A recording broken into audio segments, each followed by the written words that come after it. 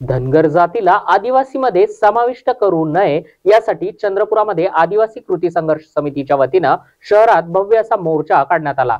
धनगर समाज हा आदिवासी प्रवर्गामध्ये येण्यासाठी निकष पूर्ण करू शकत नाही, तरी सुद्धा शासन धनगर समाजाला आदिवासी प्रवर्गामध्ये सामील करून घेऊ पाहत आहे आणि आदिवासी समाजाच्या विविध मागण्यांसाठी आक्रोश मोर्चा काढत जिल्हाधिकारी यांना मागण्यांचं निवेदन देण्यात आलं। विशेष बाब म्हणजे धनगर समाजाची आरक्षणाची याचिका सुद्धा न्यायालयाने फेटाळून लावलेली आहे।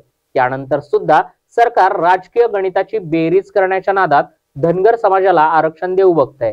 तर सरकारनं धनगर समाजाला आरक्षण दिलं तर राज्यातील आदिवासी समाजाचा उद्रेक होऊन निवडणुकीमध्ये तुम्हाला तुमची जाणीव केल्याशिवाय राहणार नाही, असा इशारा आंदोलनाच्या माध्यमातून आदिवासी हक्क संघर्ष कृती समितीच्या वतीने देण्यात आला आहे। या ठिकाणी आदिवासी संघर्ष कृती समिती आदिवासीच्या विविध सामाजिक संघटना एकत्र येऊन सगळ्या संघटना एकत्र येऊन आदिवासी संघर्ष कृती निर्माण करून आदिवासीच्या विविध समस्यांना घेऊन जवळपास 28 ते 29 मागण्या आहेत।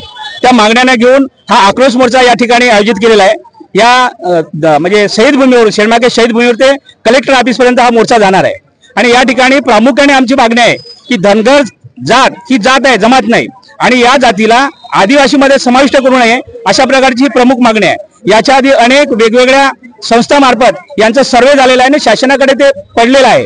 जसंच टाटा इन्स्टिट्यूटच्या माध्यमातून देखील देवेंद्र फडणवीस सरकार असताना त्यांनी ती कमिटी नेमून त्या कमिटीद्वारे धनगर हे अनुसूचित जमातीमध्ये मोडते का नाही या संदर्भाने सर्वे झालं आणि ते सर्वे त्यांच्या विरोधात आहे धनगराच्या। असं असताना शासनाने ते सर्वे दाबून ठेवलेला आहे, अजूनही समोर येऊ दिलेला नाही आणि म्हणून या ठिकाणी कुठल्याही प्रकारे आपल्या ज्या आदिवासीच्या ज्या काही हे आहेत त्याच्यामध्ये धनगर ही जात ते पूर्ण करू शकत नाही आणि म्हणून धनगरांना कुठल्याच पद्धतीनं आदिवासीमध्ये समाविष्ट करू नये असे न्यायालयाने सुद्धा निर्णय दिला। असं असताना माननीय एकनाथरावजी शिंदे साहेब मुख्यमंत्री यांनी 3 सनदी अधिकारी म्हणजे IAS अधिकारी आणि 5 सकल धनगर समाजाच्या प्रतिनिधी अशी कमिटी नेमून त्यांना आणि जनरल अटॉर्नी यांचा जरी सल्ला घेऊन त्यांनी अशी घाई केली आहे की बा या ठिकाणी आदिवासी कुठल्याही परिस्थितीमध्ये धनगरांना आदिवासीमध्ये समाविष्ट करायचं आहे आणि या ठिकाणी हे सर्व पॉझिटिव्ह रिपोर्ट कसा आणता येईल त्यासाठी त्यांनी